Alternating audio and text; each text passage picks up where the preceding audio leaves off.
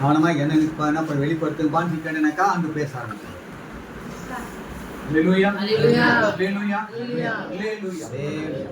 நான் ரொம்ப திருப்தியா இருக்கேன். ஏன்னா காலையில இருந்து இப்போ வரைக்குமே தேவனுடைய வார்த்தை நான் உட்காந்து தியானத்துல இருக்கேன். ஒரு 2 மணி நேரமா மார்னிங் ஒரு மீட்டிங் முடிச்சுட்டு வந்த உடனே ஒரு 3 ஆயிடுச்சு. 3ல இருந்து 5 மணி வரைக்கும் எனக்கு தேவனுடைய வார்த்தை வரவே இல்லை. தேவனுக்கு முன்பாக நான் தாழ்த்தி சொல்றேன் தான் எடுத்தேன். ஆனா அவங்க சொன்ன சாட்சியம் தேவன் தந்த வார்த்தையும் இணைக்கப்பட்டதா இருக்கிறது. என்ன சொல்றாருன்னா 2 விஷயம் காட்டினாரு. நான் உன்னை காப்பாற்றுவேன், 2வது எலும்புகளை ஆரோக்கியமாக்குவேன். 2மே அவங்க சொன்ன சாட்சிக்கும் இணைக்கப்பட்டு, எனக்கு தெரியாது அவங்க சொன்ன சாட்சிக்கும் தேவன் தந்த வார்த்தைக்கும் எனக்கு எந்த விதமான சம்பந்தமும் இல்லை. ஆனா ஆவியானவர் ஆளுகை செய்தால் உங்களுக்கு தெரியாததையும் தெரியும்படியாக அவரே நடத்துவார். கண்டிப்பா அவரே உங்களை காப்பாற்றுவார். ஒரு நேரம் கூட நம்ம வேஸ்ட் பண்ணாம நேரடியா தேவனுடைய வார்த்தைக்கு போகலாம். எடுத்து வாசிங்க. யோபு 10:12 வசனம். யோபு 10. எனக்கு ஜீவனை தந்தும் எனக்கு ஜீவனை தந்ததும் அல்லாமல் தயையும் எனக்கு பாராட்டினீர். உம்முடைய பராமரிப்பு என் ஆவியை காப்பாற்றினது. உம்முடைய பராமரிப்பு என் ஆவியை காப்பாற்றினது. அதான் சாட்சி. அவருடைய பராமரிப்பு தான் நம்மளோட ஆவியை காப்பாற்றுகிறது. ஆவியை மட்டுமல்ல, நம்மளோட மாம்சத்தையும் காப்பாற்றுகிறது. நீங்க ஒரு கேள்வி கேட்கணும்னா அநேக கேள்வி கேட்கலாம். ஏன் இந்த ஆவியின் இருக்கு மாம்சம் இல்லைன்னு? ஆவி காப்பாற்றப்பட்டாலே மாம்சமும் காப்பாற்றப்பட்டதுதான். தேவன் எனக்கு ஒரு விஷயத்தை காட்டினாரு. செங்கமலத்தை காணும் போதெல்லாம் உம்மை போற்றி வாழ்த்த ஆசையாக இருக்கிறேன். அது என்ன செங்கமலம் அப்படின்னா சிவப்பு தாமரை. நமக்காக பூமியில் வெண்மையாய் வந்த ஆண்டவராகிய இயேசு கிறிஸ்து நம்முடைய பாவத்தின் நிமித்தம் பாடுகள் பட்டு நமக்காக ரத்தம் சிந்தி மரித்து 3ஆம் நாள் உயிர்த்தெழுந்தார். அவரே அந்த செங்கமலம். அதனால்தான் செங்கமலத்தை காணும் போதெல்லாம் உம்மை போற்றி பாட வாஞ்சையாக இருக்கிறேன் அப்படின்னு. இந்த குடும்பம் அந்த செங்கமலத்தை போற்றி பாடி வாஞ்சையா இருக்குமே ஆனால் கண்டிப்பாக அவருடைய பராமரிப்பு உங்களுடைய ஆவியையும் உங்களுடைய மாம்சத்தையும் காப்பாற்றும். வேக வேகமாக எவ்வளவு எனக்கு கொடுத்த நேரத்துக்குள்ளாக நான் முடித்துட்டு கடந்து போறேன். நீங்க மறுபடியும் கூட வாசிங்க. எனக்கு ஜீவனை தந்ததும் அல்லாமல் தயையும் எனக்கு பாராட்டினீர். உம்முடைய பராமரிப்பு என் ஆவியை காப்பாற்றினது. இந்த வார்த்தையை கண்டிப்பா எழுதி வச்சுக்கோங்க. உம்முடைய பராமரிப்பு என்னுடைய ஆவியை காப்பாற்றினது. காப்பாற்றுகிறது, இனிமேலும் காப்பாற்றும். விசுவாசிகள் மேல் வசனத்தை வாசிங்க. இப்ப அவங்க எலும்புகள் சொன்னாங்க பாத்தீங்களா? அதற்காக தேவன் தரக்கூடிய வார்த்தை தான். வாசிங்க. தோலையும் சதையும் எனக்கு தரித்து எலும்புகளாலும் நரம்புகளாலும் என்னை இசைத்தீர். உலகத்துல ஃபர்ஸ்ட் இசையமைப்பாளர் ஆண்டவராகிய இயேசு கிறிஸ்து. அவர் எப்படின்னா நல்லா பாருங்க, தோலையையும் சதையையும் எனக்கு தரித்து. அவர் நம்மளுக்கு கிட்ட ஒரு பெரிய ராகம் என்ன தெரியுங்களா? தோல் சதை தான் ராகம். அடுத்தது வாசிங்க. எலும்பு நரம்புகள் தான் இன்ஸ்ட்ருமெண்ட், வாத்திய கருவிகள். அவ்வாறாக நம்ம அழகா என்ன பண்ணிருக்காரு? இசைத்து வைத்திருக்கிறார்.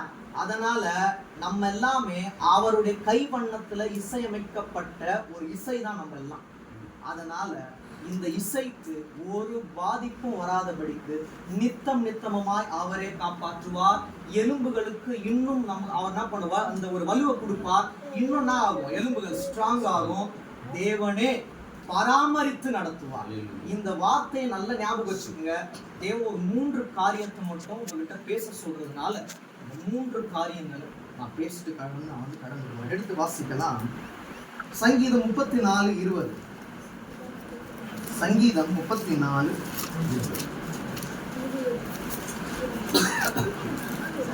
அவனுடைய எலும்புகளை எல்லாம் காப்பாற்றுகிறார். அவனுடைய எலும்புகளை எல்லாம் காப்பாற்றுகிறார். அவர் உங்களை பராமரித்து உங்களுடைய ஆவியை மட்டும் காப்பாற்றவில்லை, உங்களுடைய எலும்புகளையும் காப்பாற்றுகிறார். அவர் எலும்புகளை காப்பாற்றுறதுனாலதான் இன்னைக்கு தேவனுடைய வார்த்தையை உட்கார்ந்து நம்ம கேட்டுக்கொண்டே இருக்கிறோம். அல்லேலூயா சொல்லிருக்கோம். தேவன் என்ன பண்ற நமக்கு அந்த ஒரு வலுவை கொடுக்கிறார். அப்ப நல்ல அந்த விசுவாசத்துல நம்பிக்கையா இருங்க. கண்டிப்பாக அவருடைய பராமரிப்பு உங்களோட ஆவியை காப்பாற்றும்.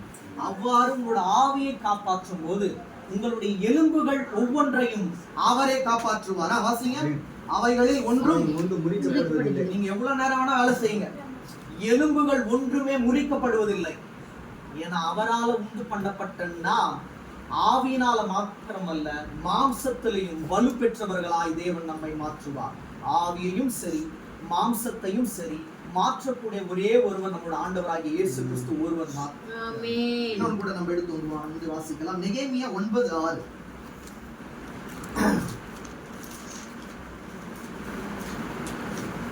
நீ ஒருவரே கர்த்தர், நீர் ஒருவரே கர்த்தர், நீர் வானங்களையும் வானாதி வானங்களையும் அவைகளுடைய சர்வ சேனையையும் பூமியையும் அதில் உள்ள எல்லாவற்றையும் சமுத்திரங்களையும் அவைகள் உள்ள எல்லாவற்றையும் உண்டாக்கினீர்.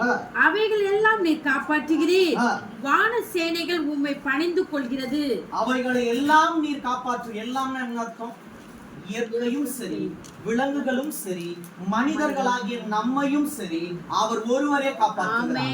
அங்க பார்த்தோம், அவருடைய பராமரிப்பு நம்மளுடைய ஆவியை காப்பாற்றுகிறது, எலும்புகளை காப்பாற்றுகிறார், அனைத்தையும் அவர் காப்பாற்றுகிறார். விலங்குகளே அவ்வளவு பாதுகாப்பா இருக்கும் போது நம்ம அப்படியே விட்டுருவாரா? கண்டிப்பா ஆபத்துல இருந்து மீட்டாங்கல்ல, பெரிய ஒரு சாட்சியாச்சு. ஆபத்துல இருந்து அவருடைய பராமரிப்பே காப்பாற்றியது. அவர் பராமரிக்கலனா இன்று நம்ம ஜீவனோடு இருக்க முடியாது. நாம் ஜீவனோடு இருப்பது மிகப்பெரிய ஒரு கிருபை.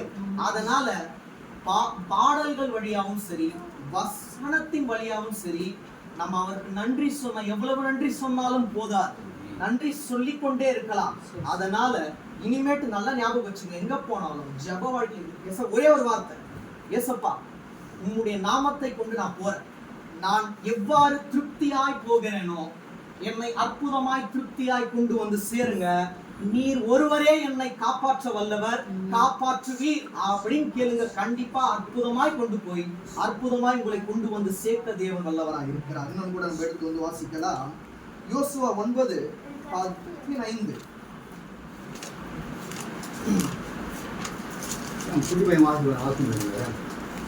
யோசுவா 9:15.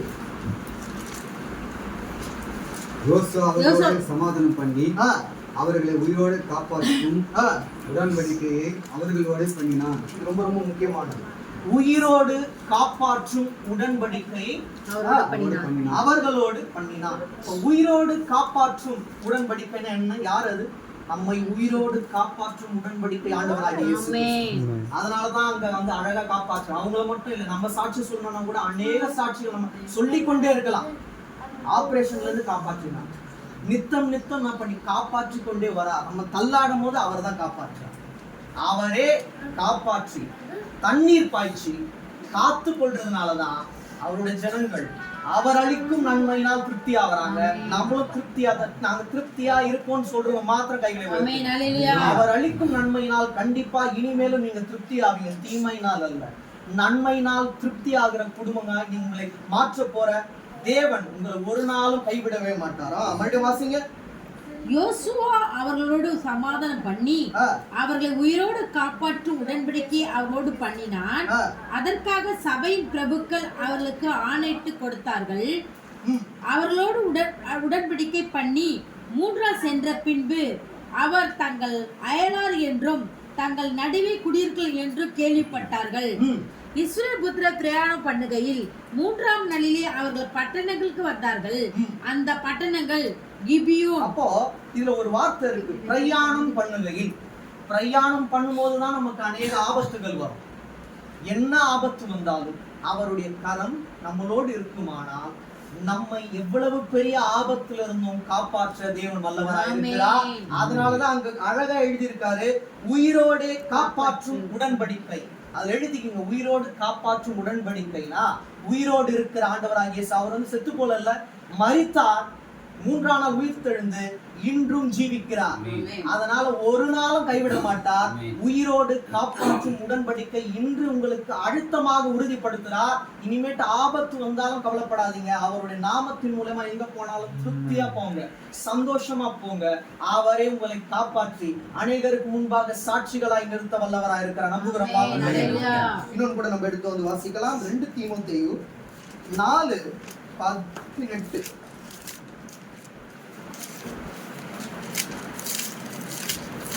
கர்த்தர் எல்லா தீமையினின்றும் என்னை ரட்சித்து தம்முடைய பரம ராஜ்யத்தை அடையும்படி காப்பாற்றுவார்.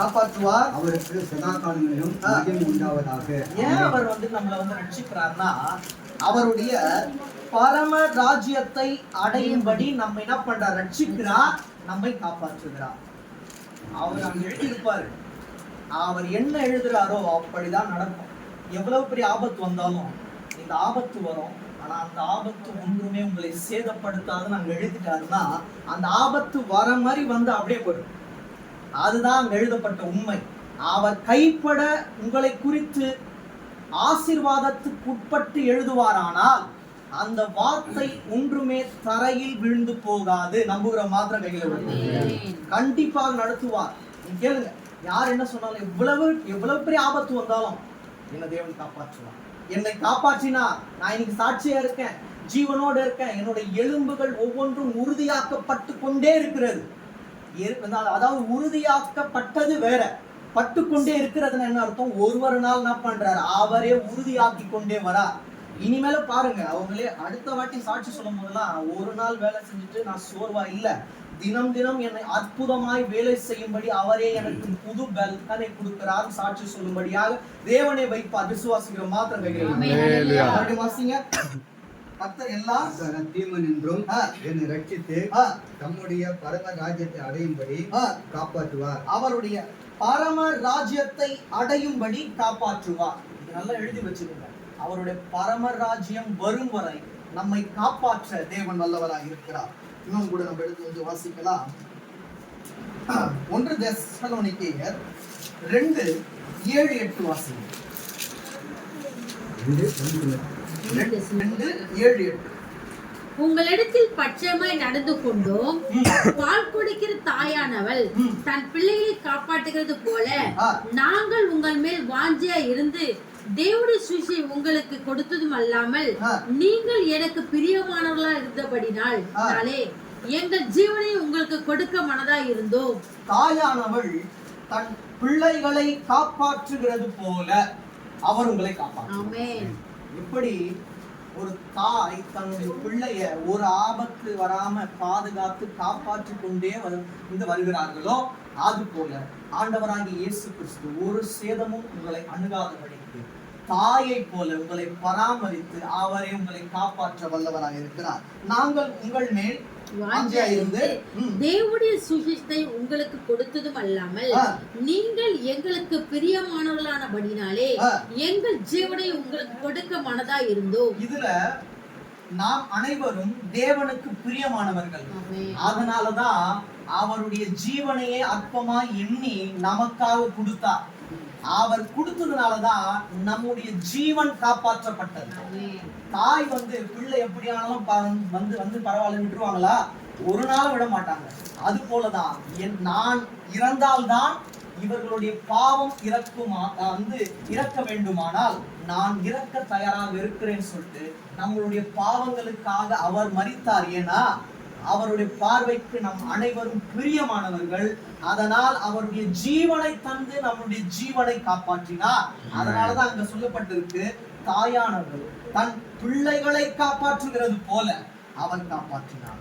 இதுல மேலோட்டமா இருக்கு. மறுபடியும் வாசிங்க, நிறுத்தி நிதானமா வாசிங்க. உங்களிடத்தில் பட்சமாய் நடந்து கொண்டோம், பால் கொடுக்கிற தாயானவள் தன் பிள்ளையை காப்பாற்றுவது போல. தாயானவள் பால் கொடுப்பால், ஆண்டவராகிய இயேசு கிறிஸ்து நமக்காக ரத்தம் கொடுத்தார். அவ்வளவுதான் வித்தியாசம். தாய் ஒரு நாள் என்ன பண்ண மாட்டாங்க, நமக்கு ஆகாரம் ஒரு பசின்ஸ் சொல்ல ஏதாச்சும் ஒண்ணு ரெடி பண்ணி கொடுத்துருவாங்க. அவங்க கொடுத்துட்டு நம்ம திருப்தியான பிறகுதான் அவங்க சந்தோஷமா இருப்பாங்க. அது போலதான் தினம் தினம் நமக்கு இருதயத்துக்கும் சரி மாம்சத்துக்கும் சரி ஆகாரம் கொடுத்து நம்மை அற்புதமாய் காப்பாற்றுகிறார். தாய் எவ்வாறு பால் கொடுத்து தன்னுடைய பிள்ளையை காப்பாற்றுகிறாளோ, பிரியமான நம்மை தேவன் பராமரித்து நமக்காக அவருடைய ஜீவனை ரத்தத்தை தந்து அவர் காப்பாற்றினார். அதனால் நம்மளுடைய ஜீவன் இன்று வரை உயிரோடு இருக்கிறது. அதற்கு கோடா கோடி நன்றி சொன்னாலும் பத்தாது. வாசிங்க, மறுபடியும் வாசிங்க. நாங்கள் உங்கள் மேல் வாஞ்சியா இருந்து தேவனுடைய சுவிசேஷத்தை உங்களுக்கு கொடுத்ததும் அல்லாமல் நீங்கள் எங்களுக்காக பிரியமானபடியாலே எங்கள் ஜீவனை உங்களுக்கு கொடுக்க மனதா இருந்து.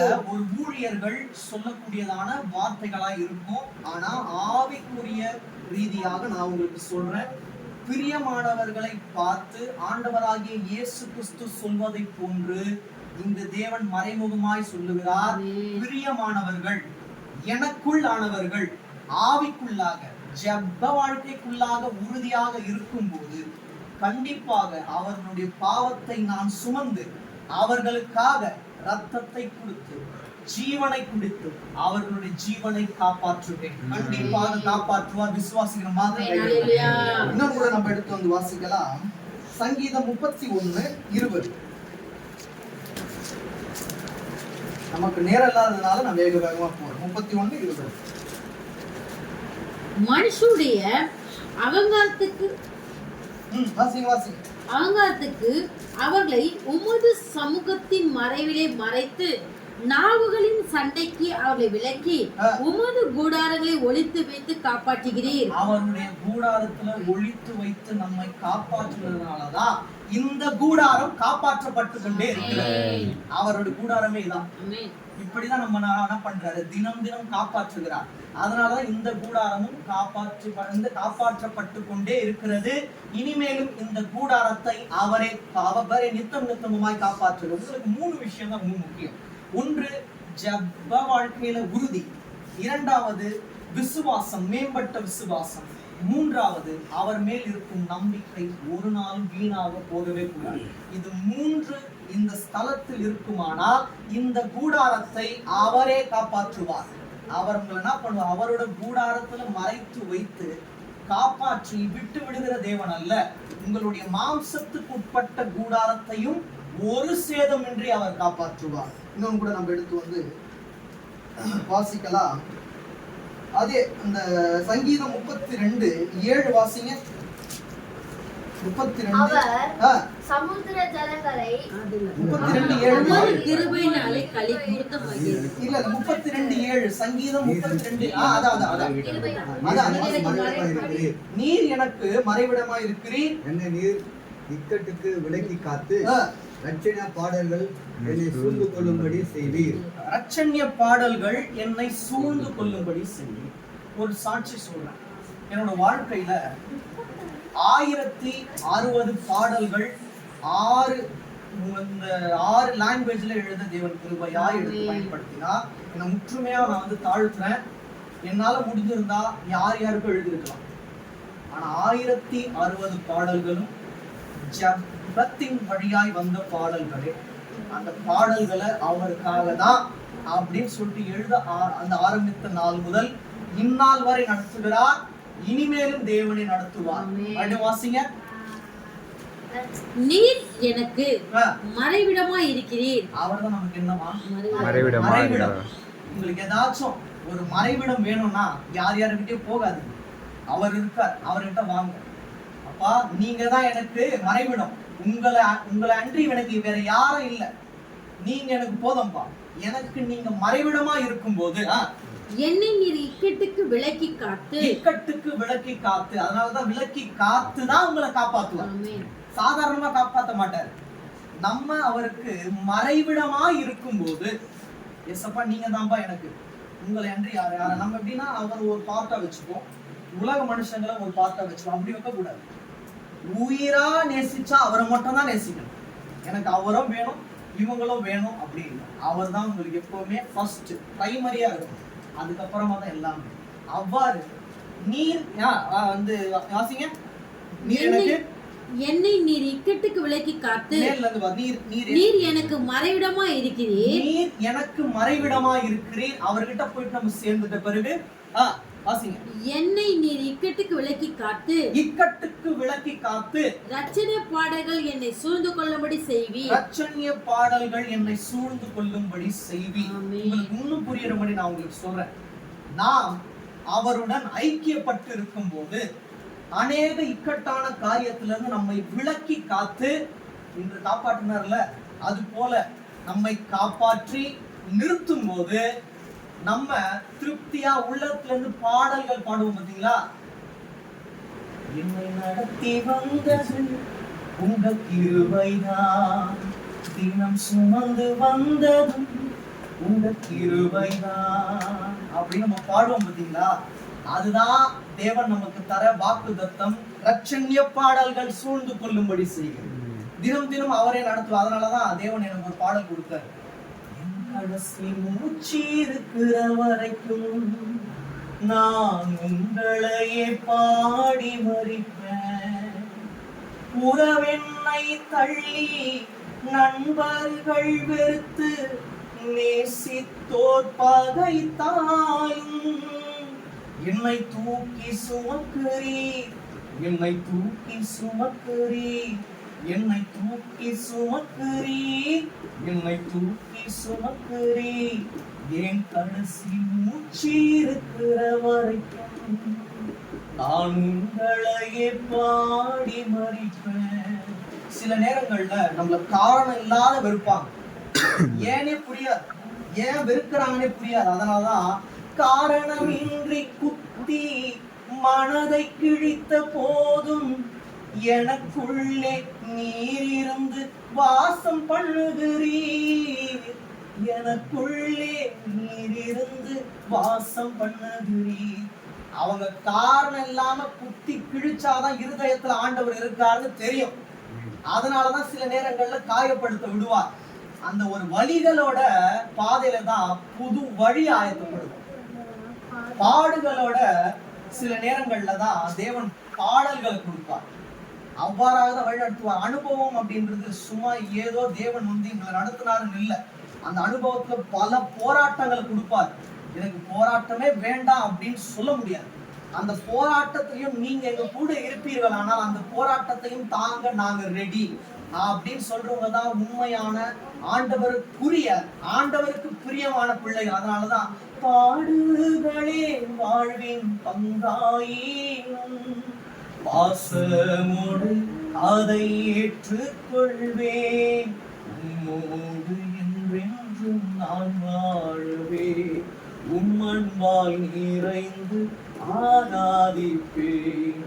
இயேசு ராஜா என் இன்ப ரோஜா, என்றென்று நான் உம்மை பாடிடுவேன்.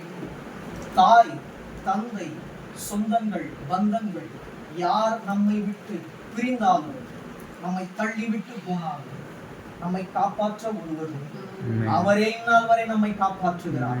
இனியும் அவர் நம்மை காப்பாற்ற வல்லவராக இருக்கிறார். கடைசியாக நம்ம ஆரம்பத்துல பார்த்த அந்த வசனத்தை மட்டும் வாசிச்சிருங்க, நம்ம வந்து முடிக்கலாம். யோபு 10:12.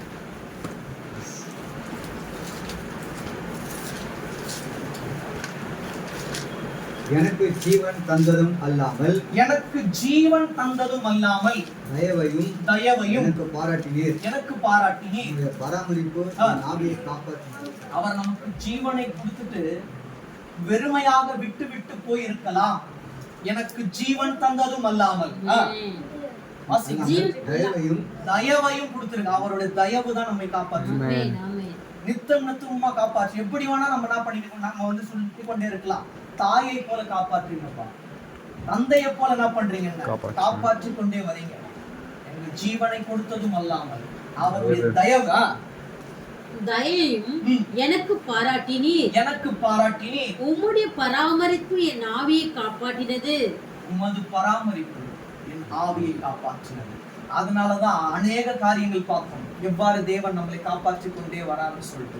பிரியமான பிள்ளைகளுக்கு தேவன் அவருடைய ஜீவனை கொடுத்து நம்மளுடைய ஜீவனை காப்பாற்றினார். அதுவே பெரிய ஒரு ஸ்லாக்கியமான ஒன்று.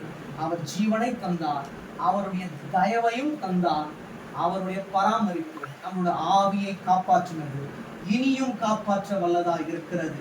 தேவன் காப்பாற்றுவேன் அப்படின்னு சொல்லிட்டு ஒரு வார்த்தை கொடுப்பாரானா அந்த வார்த்தை, அதான் நான் அடிக்கடி சொல்றது, ஆணி அடிக்கப்பட்ட வார்த்தையா இருக்கும், உறுதியாக்கப்பட்ட வார்த்தையா இருக்கும். இந்த விசுவாசம் உங்களுக்கு நித்தமா இருக்கணும். கண்டிப்பாக தேவன் என்னையும் என்னை சார்ந்தவர்களையும் காப்பாற்றுவார். நான் நம்புறேன் அடுத்த தடவை வரும்போது எல்லாருமே சாட்சி சொல்லும்படியாக தேவன் விசுவாசிக்கிற மாத்திர தேவன் காப்பாற்றுவார். உங்களுடைய எலும்புகளை இன்னுமாக உறுதியாக்கும். மேல் வாசியும் முடிக்கலாம். தோலையும் சதையையும் எனக்கு தரித்து, அவர்தான் ராக தலைவன். அந்த ராகத்தை கொடுத்துட்டார் பாத்தீங்களா, தோலையும் சதையும் எனக்கு தரித்து ராகத்தை கொடுத்துட்டு விட்டு விடுகிற தேவன் அல்ல, அவர்தான் பெரிய இசையமைப்பாளர். உலகத்தில் இருக்கிற இசையமைப்பாளர்களை காட்டிலும் பெரிய ஒரு இசையமைப்பாளர், ஃபர்ஸ்ட் மியூசிக் டைரக்டர் அவர்தான். டியூன் பண்ணார் அழகா, தோலை கொடுத்துட்டாரு, அப்புறம் என்ன, தோல் சதை அப்படின்றது ராகம், எலும்பு நரம்பு, இந்த ரெண்டு தான். இதை வச்சு அழகா நம்ம இந்த ஒரு இசையமைத்து இருக்கிறார். நம்ம அப்போ நம்மளோட ஆத்துமா இவ்வளவு பாதுகாத்து கொள்ள வேண்டிய அவசியம் இருக்கு பாத்தீங்களா.